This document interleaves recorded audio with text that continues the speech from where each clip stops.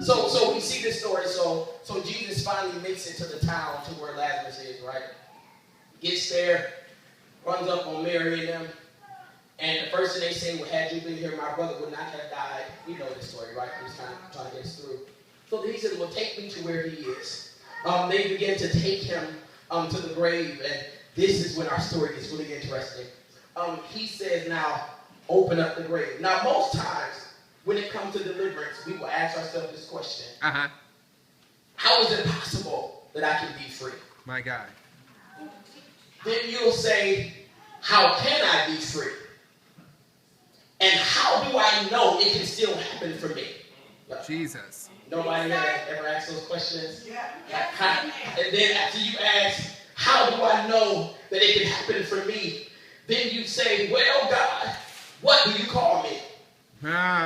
Because a lot of times when we realize that it can still happen for you and God begins to speak to you, he calls you by a very specific name to let you know that he has a purpose. Yes. I'm going to walk out through this. Yes. So we're going to deal with why and how can I be free.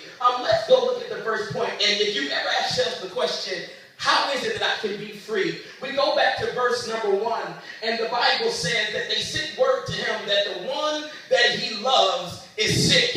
I need you to understand that you don't just have to be a Christian to be free. The fact of the matter is that he came because he so loved the world. Yes. And he came into the world not to condemn the world, but through him that the world may be saved. Come on. No greater love there is that a man will lay down his life for a friend. The Bible, no greater love is there. No greater love is there. So the question is then how can I be saved? How can I be delivered? Well, I'm going to tell you how. The fact of the matter is he loves you so. And because he loves you, you are past the credit check to get the deliverance that you need.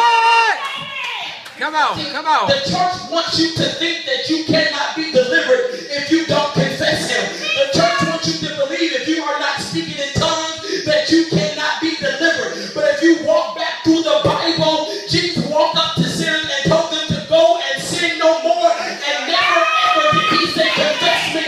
Never ever did he say, go ahead and speak in tongues. You have to understand that deliverance is used as a tool to get the attention of everybody else. You have to understand that when God makes a way out of no way for some folk, he uses it as an opportunity to prove that he is God.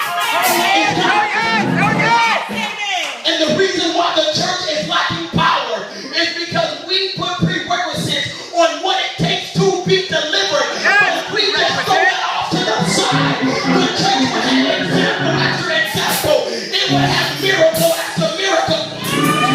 Come on and preach. Y'all real quiet. Yes.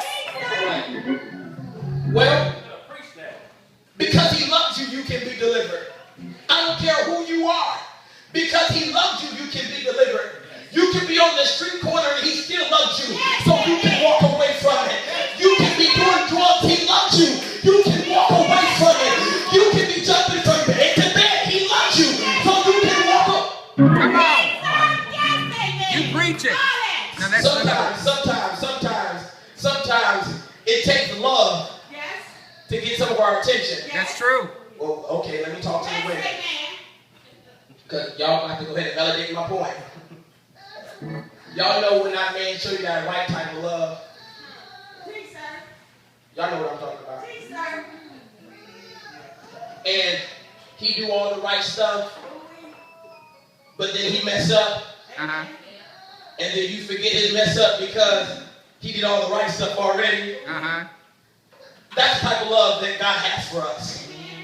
But a lot of us don't realize that God is looking beyond our mess ups. A lot of us have been condemned in the church world, and we have been taught this version of a God who sits in heaven and who is waiting to smite us every chance that he gets. But the fact of the matter is God does love us. Now, he will let you go to hell. Oh, y'all real quiet.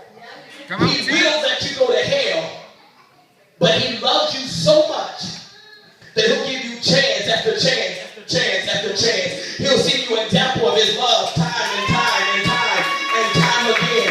He doesn't care if you go one way, he'll go there with you. If you run back to the crack house, he'll go